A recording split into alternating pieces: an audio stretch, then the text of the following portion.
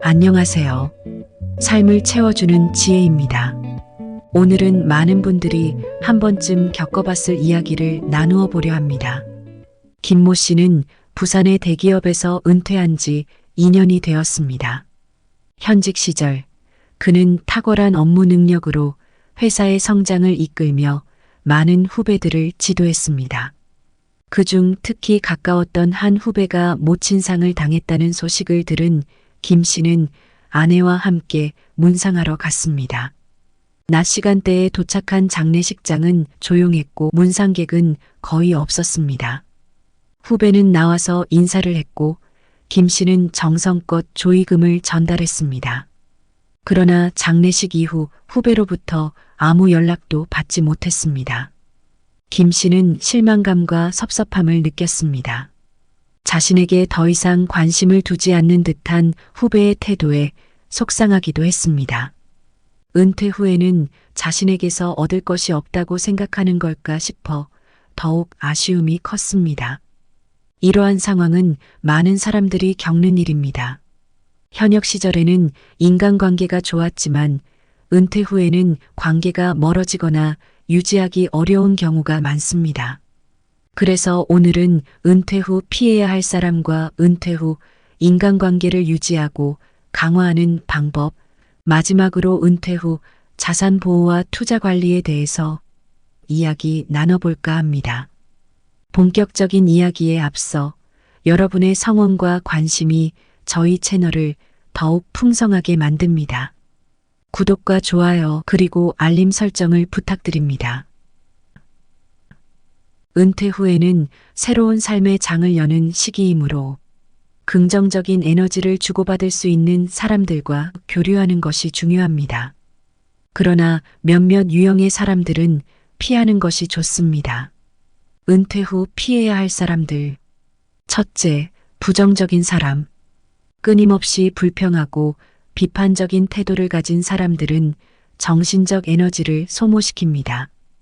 은퇴 후에는 긍정적인 환경에서 새로운 취미와 활동을 즐기는 것이 중요합니다.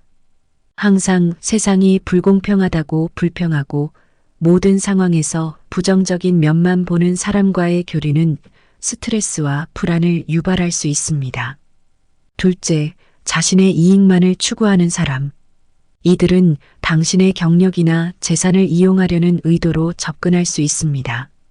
진정한 친구가 아니며 당신의 시간을 낭비하게 할 뿐입니다. 예를 들어 오랫동안 연락이 없던 지인이 갑자기 투자나 돈을 빌려달라고 하는 경우 그들은 당신의 은퇴 자금을 노리고 있을 가능성이 높습니다. 셋째, 과거에 당신에게 상처를 준 사람. 은퇴 후에는 과거의 상처를 치유하고 평온한 마음으로 살아가는 것이 중요합니다. 이런 사람들과의 접촉은 불필요한 감정적 스트레스를 유발할 수 있습니다. 예를 들어 직장에서 당신을 괴롭혔던 상사나 동료와 다시 교류하는 것보다는 더 나은 선택이 있을 수 있습니다. 넷째, 지나치게 의존적인 사람. 은퇴 후에는 자신의 삶을 새롭게 설계하고 독립적인 생활을 즐기는 것이 중요합니다. 지나치게 의존적인 사람들은 당신의 자유를 제한하고 부담을 줄 수 있습니다. 항상 당신에게 의지하고 도움을 청하는 친구가 있다면 그들은 당신의 시간을 뺏고 개인적인 자유를 제한할 수 있습니다.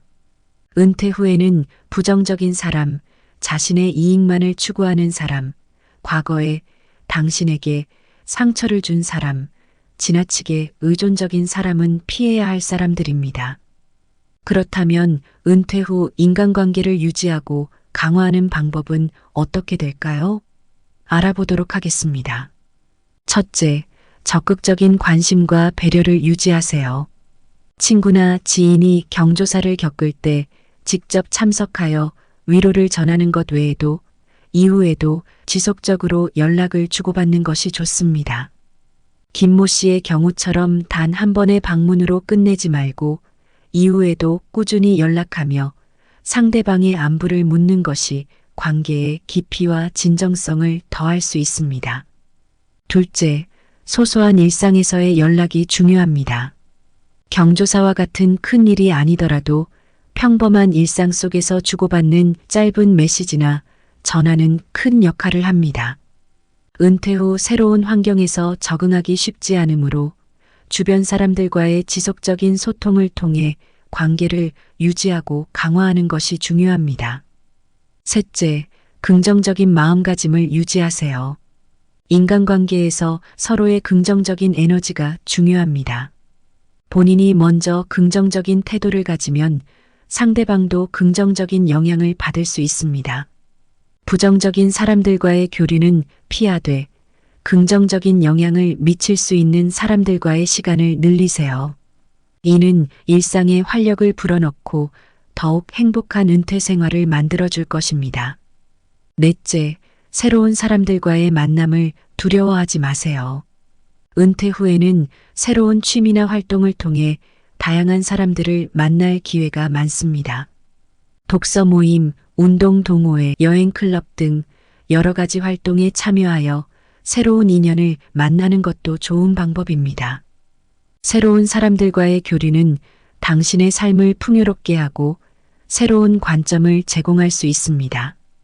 인간관계를 유지하고 강화했다면 다음은 자산 관리입니다. 은퇴 후 자산 보호와 투자는 그 어느 때보다 중요합니다. 현역 시절에는 월급이나 보너스와 같은 고정 수입이 있었지만 은퇴 후에는 이러한 수입이 줄어들기 때문에 자산을 신중하게 관리해야 합니다. 은퇴 후 자산 보호와 투자 관리에 대해서 알아보도록 하겠습니다. 첫째, 안정적인 자산 운영. 고위험, 고수익을 추구하는 투자는 매력적일 수 있지만 은퇴 후에는 안정성이 더 중요합니다.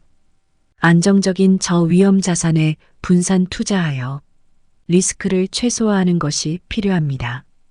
예를 들어 정부 채권이나 우량 기업의 주식, 안정적인 부동산 투자 등이 이에 해당합니다. 둘째, 전문가의 도움. 금융 전문가나 재정 고문과 상의하여 자신의 재무 상황을 정기적으로 점검하고 변화하는 시장 상황에 맞춰 자산 포트폴리오를 조정하는 것이 필요합니다. 이를 통해 불필요한 손실을 막고 자산의 가치를 최대한 유지할 수 있습니다.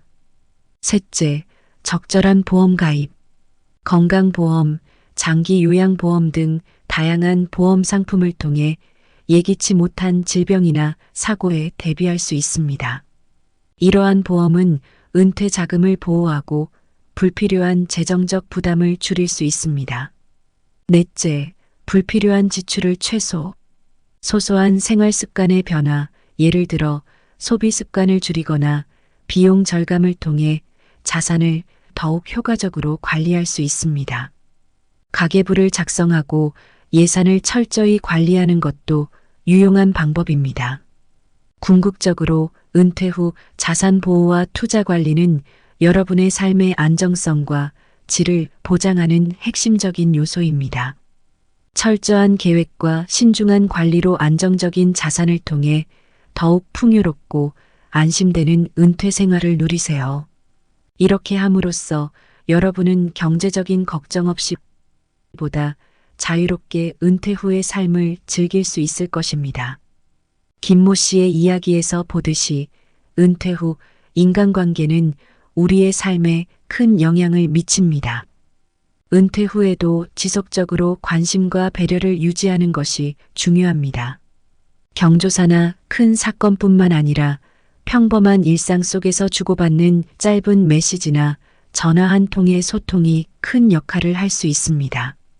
이는 은퇴 후 새로운 환경에서의 적응을 돕고 사회적 유대감을 증진시키며 관계를 강화하는 데 중요한 역할을 합니다. 긍정적인 마음가짐 또한 인간관계에서 중요한 요소입니다. 부정적인 사람들과의 교류는 스트레스를 유발할 수 있으므로 긍정적인 영향을 미칠 수 있는 사람들과 시간을 보냄으로써 일상에 활력을 더할 수 있습니다. 이러한 긍정적인 에너지는 은퇴 생활을 더욱 행복하고 만족스럽게 만들어줄 것입니다. 은퇴 후 새로운 사람들과의 만남을 두려워하지 않아야 합니다. 이러한 새로운 만남은 당신의 삶을 더욱 풍요롭게 하고 새로운 관점을 제공할 수 있습니다. 이는 은퇴 후 인간관계의 질을 높이는데 중요한 요소입니다. 결론적으로 은퇴 후 인간관계와 자산 관리는 우리의 삶의 질을 결정짓는 중요한 요소입니다. 은퇴는 결코 삶의 끝이 아니라 새로운 출발입니다. 윌리엄 제임스의 명언처럼 재산을 지키는 것은 재산을 모으는 것보다 더 어렵다는 사실을 염두에 두고 철저한 자산 관리와 함께 긍정적이고 건강한 인간관계를 유지해야 합니다. 이러한 노력은 풍요롭고 안심되는 은퇴 생활을 누리기 위한 기본적인 바탕이 될 것입니다. 삶을 채워주는 지혜 채널을 사랑해 주셔서 감사합니다. 구독과 좋아요 그리고 알림 설정을 해주신다면 앞으로도 더 유익한 내용으로 여러분을 찾아뵐 수 있습니다. 다음 시간에 더 유익한 내용으로 찾아오겠습니다. 오늘도 함께 해주셔서 감사합니다.